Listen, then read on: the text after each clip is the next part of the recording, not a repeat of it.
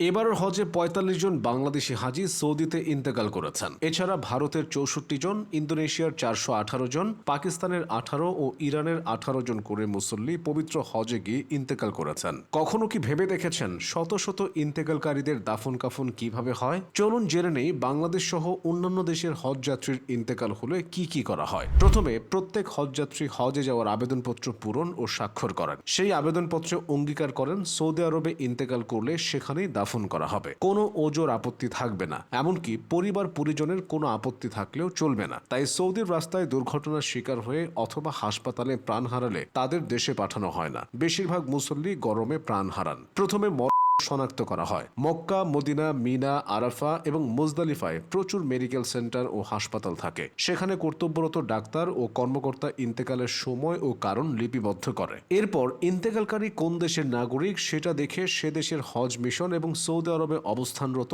দেশের দূতাবাসকে তাৎক্ষণিকভাবে জানানো হয়। দূতাবাস ইন্তেকালকারীর পরিচয় নিশ্চিত করে এবং তার আত্মীয় স্বজনের সঙ্গে যোগাযোগ করে। এরপর প্রাণ হারানো হাজিদের যথাসময়ে তাদের পরিবার বা তাদের প্রতিনিধি কিংবা এজেন্সির কাছে হস্তান্তর করা হয়। বাংলাদেশ হজ মিশনের কার্যালয় থেকেও এই সনদ সংগ্রহ করা যায়। এরপর তা সত্যায়িত করার জন্য মোয়াল্লেম অফিস থেকে ছাড়পত্র সংগ্রহ করতে হয়। মক্কায় হজযাত্রী ইন্তেকাল করলে মসজিদুল হারামে জানাজার নামাজ পড়া হয়, আর মদিনায় ইন্তেকাল করলে মসজিদে নববীতে জানাজা পড়া হয়। জেদ্দায় ইন্তেকাল করলে জেদ্দায় জানাজা পড়া হয়। মক্কার মসজিদে হারাম ও মদিনার মসজিদে নববীতে প্রায় প্রতি ওয়াক্তের ফরজ নামাজের পর জানাজার নামাজ হয়ে থাকে। কোনো কোনো ওয়াক্তে একাধিক জানাজাও হয়ে থাকে। জানাজা শেষে মক্কার সারায়াতে তথা হজ যাত্রীদের জন্য কবরস্থানে দাফন করা হয়। এর আগে গোসল করানো, কাফন পরানো, জানাজা পরানো এবং দাফন করা সহ যাবতীয় কাজ নির্দিষ্ট বিভাগ করে থাকে। এক্ষেত্রে সৌদি সরকারের বিশেষ নজর থাকে। পবিত্র মক্কার রুসাইফায় রয়েছে ইন্তেকালকারী ব্যক্তির গোসল ও কাফন পরানোর ব্যবস্থা।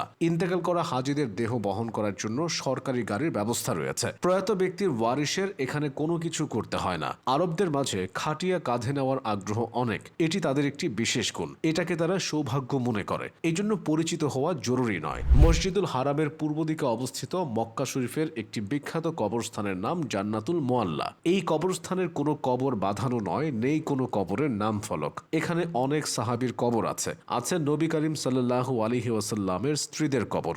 আগে হজ করতে এসে কেউ মক্কায় ইন্তেকাল করলে এখানে কবর দেওয়া হতো। তবে স্থান সংকুলান না হওয়ায় এখন ভিন্ন কবরস্থানে দাফন করা হয়। ইন্তেকাল করা ব্যক্তিদের সমস্ত তথ্য এমনকি কবরস্থান নম্বর সহ রেকর্ড রাখা হয়। বাংলাদেশের লোকসমাজে একটি কথার প্রচলন রয়েছে, হজ করতে গিয়ে কেউ যদি প্রাণ হারায় সে মক্কার মাটি পেল। এভাবেই বিষয়টি বেশ সৌভাগ্যের বিষয় বলে মনে করা হয়। কিন্তু ইসলামী শরীয়তে এমন কথা ও বিশ্বাসের বিশেষ কোনো মর্যাদা নেই। তবে মক্কা অর্থাৎ আল্লাহর ঘরের কাছে দাফন করা হলে তিনি যদি সত্যিকার ইমানদার হয়ে থাকেন তাহলে এটি তার জন্য একটা মর্যাদার বিষয়। কিন্তু এর জন্য অতিরিক্ত ফজিলতের কোনো কথা বা প্রসঙ্গে রাসূলুল্লাহ সাল্লাল্লাহু আলাইহি ওয়াসাল্লাম হাদিসের কোথাও বলেননি। তবে হ্যাঁ, ইহরাম অবস্থায় কেউ ইন্তেকাল করলে তিনি বিশেষ মর্যাদার অধিকারী বলে হাদিসে ইরশাদ হয়েছে। যারা হজে যান তাদের বেশিরভাগের বয়স ৬০ বছরের বেশি। তাই স্বাভাবিক কারণেও অনেকে ইন্তেকাল করেন। ইন্তেকাল করা এসব ব্যক্তিদের যথাযথ নিয়ম মেনে দাফন করা হয়। সৌদি আরবের এই নিয়মের কোনো নড়চড় হয় না।